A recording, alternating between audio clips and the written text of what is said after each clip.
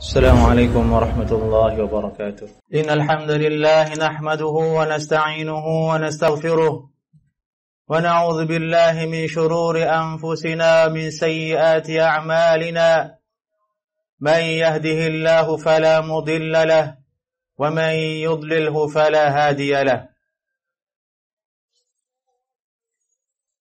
أشهد أن لا إله إلا الله وحده لا شريك له وأشهد أن محمدا عبده ورسوله لا نبي بعده.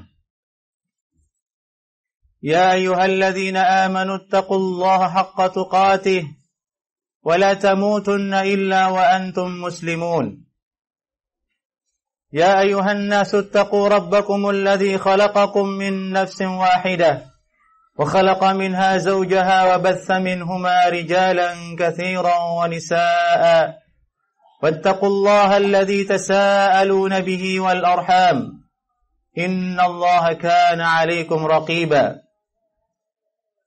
يا أيها الذين آمنوا اتقوا الله وقولوا قولا سديدا يصلح لكم أعمالكم ويغفر لكم ذنوبكم ومن يطع الله ورسوله فقد فاز فوزا عظيما. أما بعد. Kaum muslimin, sidang Jumat yang dimuliakan Allah Subhanahu wa taala. Alhamdulillah, kita bersyukur kepada Allah Subhanahu wa taala atas nikmat iman yang Allah berikan kepada kita. Kita wajib bersyukur kepada Allah Subhanahu wa taala yang telah melahirkan kita dari keluarga yang muslim dan memberikan kita keimanan terhadap Islam.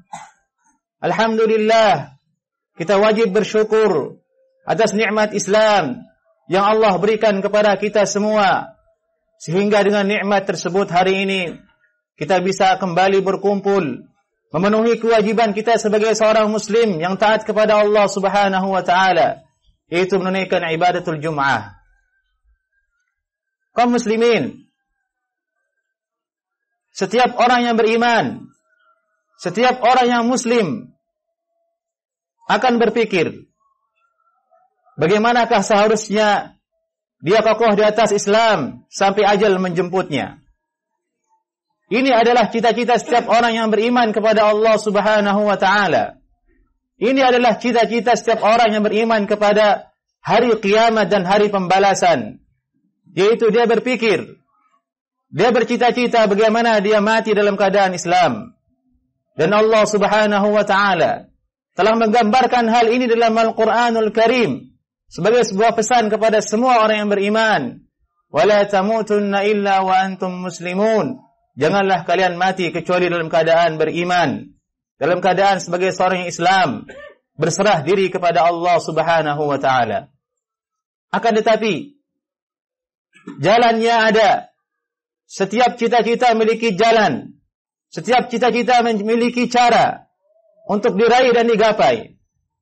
Dan Islam yang Allah turunkan kepada manusia melalui Nabi-Nya Muhammad sallallahu alaihi wasallam memiliki akar-akar utama yang kokoh yang bisa menjadi jalan agar seorang muslim selamat sampai hari kematiannya tiba.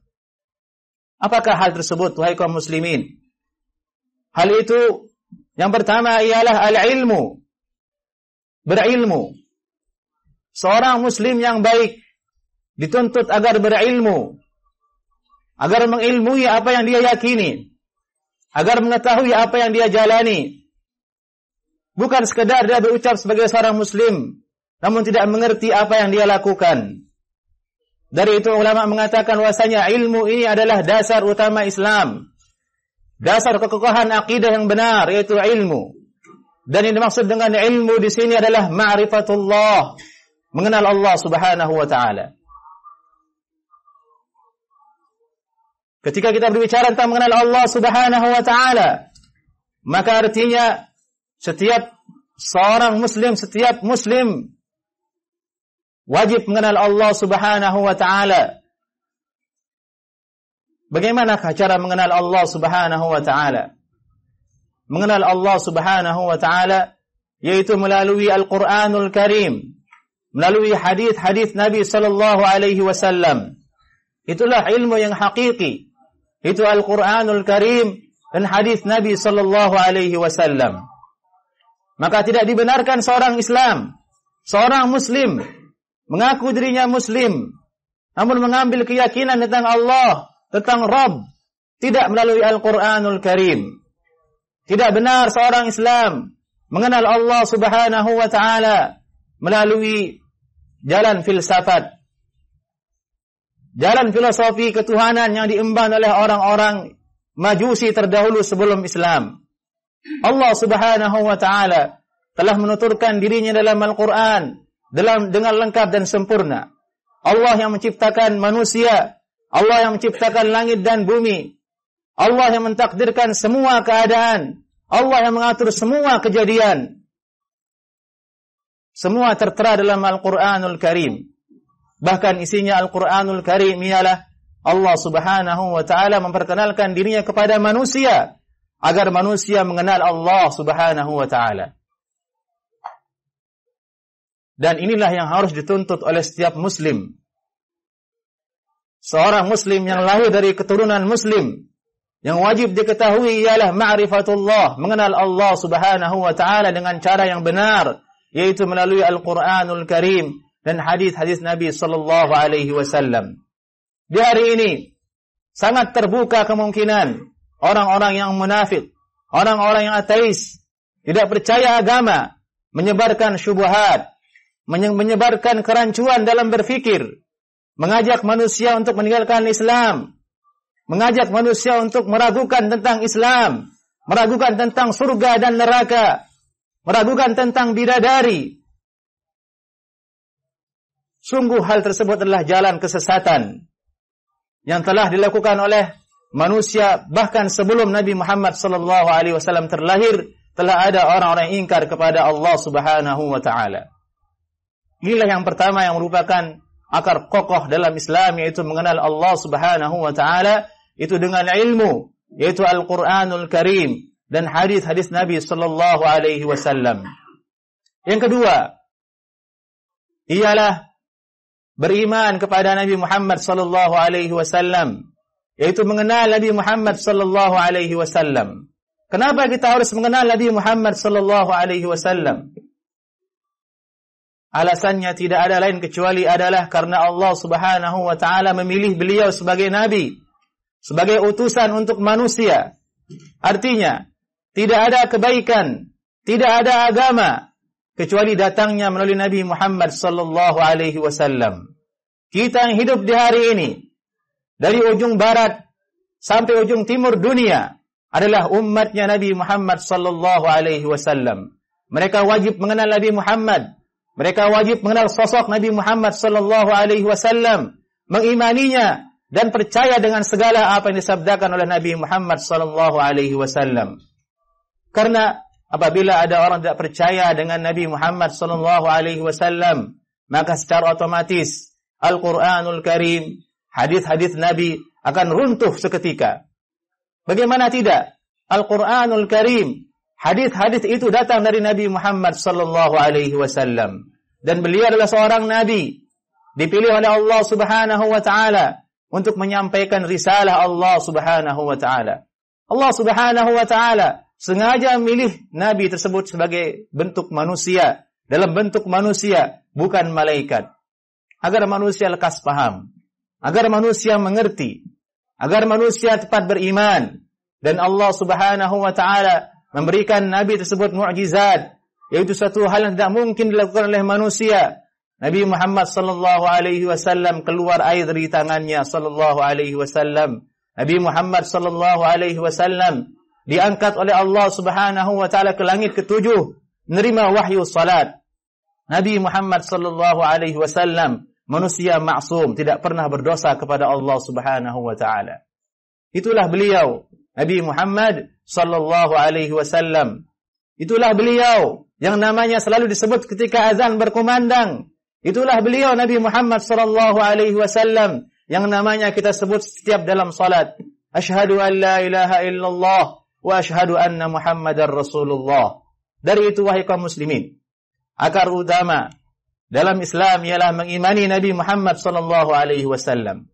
konsekuensi dari iman kepada Nabi Muhammad sallallahu alaihi wasallam ini ialah agar kita taati segala perintahnya, agar kita dengarkan semua sabdanya, agar kita dahulukan semua ucapannya daripada ucapan orang yang bukan Nabi Muhammad sallallahu alaihi wasallam. Dan inilah cara beragamanya para sahabat radhiyallahu taala anhum ajma'in. Mereka mendahulukan sabda-sabda Nabi Muhammad sallallahu alaihi wasallam dari siapapun.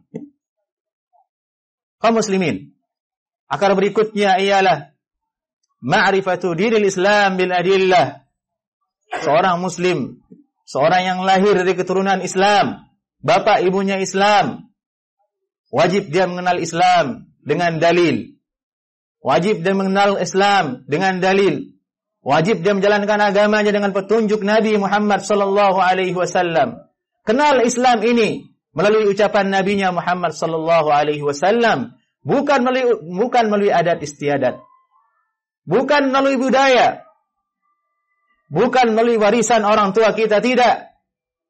Tapi kenallah Islam yang tinggi ini melalui ucapan Allah Subhanahu wa taala dan ucapan nabinya Muhammad sallallahu alaihi wasallam. Itulah yang dimaksud dengan ma'rifatu dinil Islam bil adillah, mengenal agama Islam yang mulia ini dengan dalil dari Al-Qur'anul Karim dan sunnah Nabi Muhammad sallallahu alaihi wasallam. 3 perkara ini adalah akar utama yang bisa menyadarkan kita, yang bisa mendorong kita untuk belajar dan mendalami Islam, untuk giat mempelajari Islam, untuk bertanya kepada ahli ilmu, untuk bertanya kepada ulama, karena sungguhnya jalan selamat itu tidak ada kecuali Islam itu sendiri.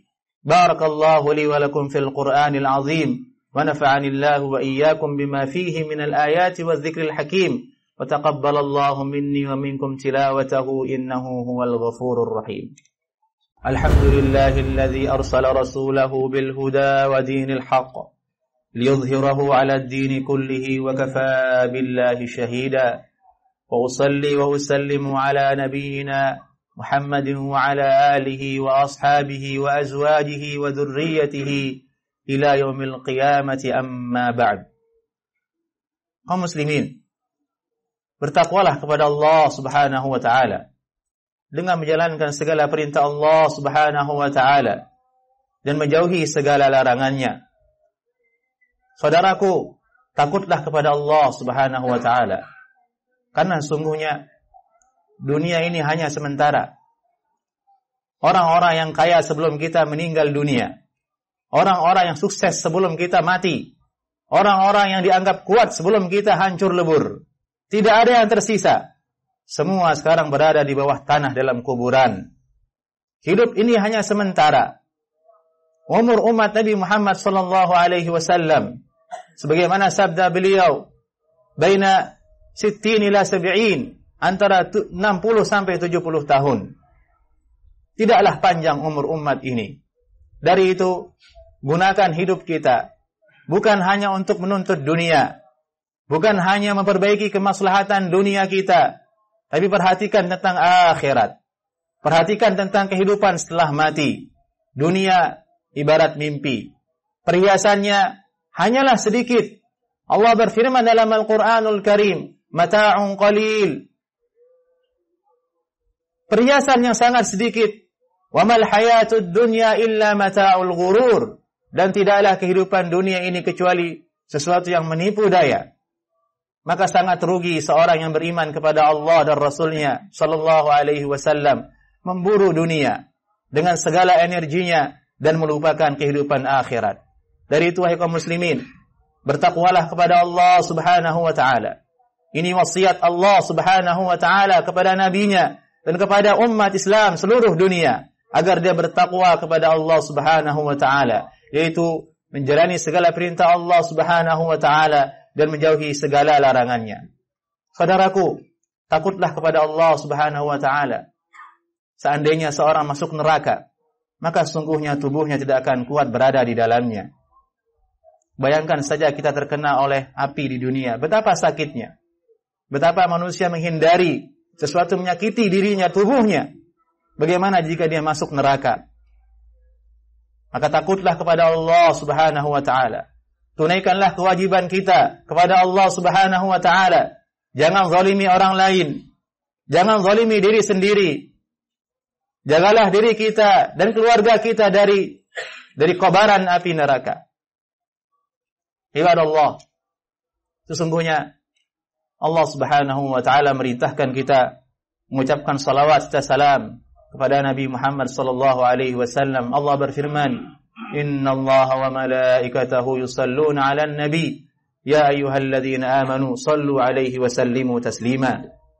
Dan Nabi sallallahu alaihi wasallam bersabda, "Man shalla 'alayya marratan sallallahu alaihi biha 'ashra." Barang siapa yang berselawat kepadaku sekali, niscaya Allah Subhanahu wa taala akan berselawat kepadanya 10 kali. Allahumma ighfir lil muslimina wal muslimat wal mu'minina wal mu'minat al ahya'i minhum wal amwat. Allahumma aslih wulata umurina. Allahumma aslih wulata umurina. Allahumma aslih wulata umurina. Allahumma rabbana la tusallit alaina bidhunubina man la yakhafu minka wa la yarhamuna ya arhamar rahimin. Allahumma rabbana Allahumma ansur ikhwanana al-mujahidina fi kulli makan. Allahumma ansur ikhwanana al-mustad'afina fi kulli makan. Ibadallah, udhkurullaha yadhkurkum washkuruhu ala ni'amihi yazidkum wa la dhikrullahi akbar.